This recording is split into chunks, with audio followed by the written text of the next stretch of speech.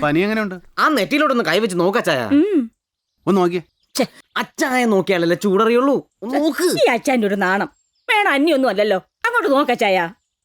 അങ്ങോട്ട് നോക്കച്ചായ. നോക്കല്ലേ? ചൂടുണ്ടോ? സൂക്ഷിച്ചു നോക്കിയാ ചൂടുണ്ട്. ഇതാരാ ഗുച്ചപ്പേടോ? അന്നമ്മേ സുബേറാ. കൂടെ ആടുണ്ട് ചെമ്പുണ്ട്. അച്ചായൻ ഇന്ന് അന്നമ്മയുടെ വക ആട് ബിരിയാണി. എന്റെ അച്ചായ ഇവളുടെ ആട് ബിരിയാണി. ആഹാ, ഇന്നലത്തെ സെക്കൻഡ് ഷോ കളക്ഷനാ. Second show? ആ, ആൾക്കാർ സെക്കൻഡ് ഷോ കാണാൻ പോകുന്ന നേരത്തെ മോഷണം. വീട്ടിലാരും കാണില്ല. അത് ശരിയാ. ഇതുപോലെ പണ്ട് ടി വിയിൽ ഷക്കീലായുടെ പാതിരാപ്പടം ഉണ്ടായിരുന്ന കാലത്ത് നല്ല ഗോളായിരുന്നു. പെരക്കി തീ പിടിച്ചാൽ പോലും ആളുകൾ ഇരിക്കുന്നിടത്ത് അനങ്ങത്തില്ല. ടി വിക്കാരാത് നിർത്തിയോടെ ആ ഗോളും പോയി.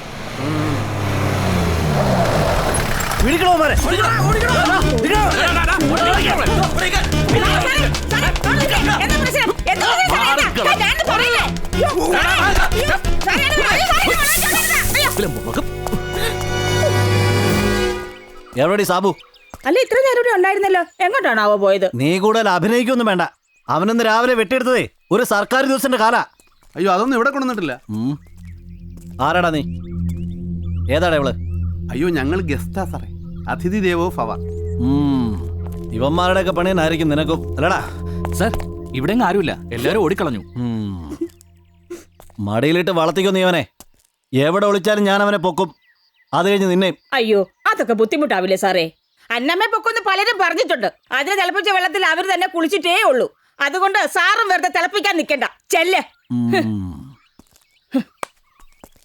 വാടോ.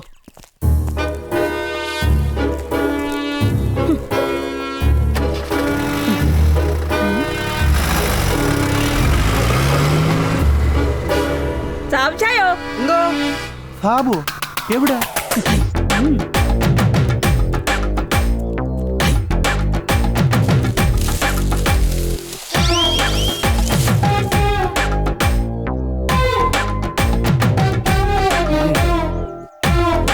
എടാ സാബുവേ, ഈ ഒടുക്കത്തെ ബുദ്ധി ആരുടെയാണ്? ഒക്കെ അന്നമ്മയുടെ അച്ചായ. ഓ, ചേടത്തി അന്നമ്മയല്ല, പൊന്നമ്മയാ. പൊന്നമ്മ സാബു. ഞാനിനി ഇവിടെ ഒന്ന് ഒരാഴ്ച നിൽക്കാൻ പോവുക. ഇതിനൊക്കെ ചേടത്തി എനിക്കൊരു സ്റ്റഡി ക്ലാസ് എടുക്കണം. എടാ കുഞ്ഞെ, നീ ചേച്ചിയുടെ ബാഗ് ഒന്ന് ഞങ്ങൾ പോയേക്കുവാ. അതൊന്ന് പോക്കച്ചായ. നമ്മൾ വിശാലായിട്ടൊന്ന് കൂടിയിട്ട് ഭക്ഷണം കഴിച്ചിട്ട് പോയാൽ മതി. ആഗ്രഹമില്ലാഞ്ഞിട്ടല്ലടാ പോയി, ഒരുപാട് ദൂരം പോകണം. പോണ വഴി നമ്മുടെ ദാസന്റെ വീട്ടിലൊന്ന് കയറണം. എടാ, ഞങ്ങൾ ആ ബസ് സ്റ്റോപ്പിലൊന്ന് ഇറക്കണം. നീ വരണ്ട. പോണ വഴി ആ എസ് ഐ എങ്ങാനും കണ്ടാലോ. ചെല്ലടാ. ഓ, രണ്ടുപേരും ഒന്ന് ചേർന്ന് നിന്ന്. ദീർഘ സുമംഗലി ഭവ. എന്തെങ്കിലും വിശേഷം ഉണ്ടെ അറിയിക്കണേ. ഐ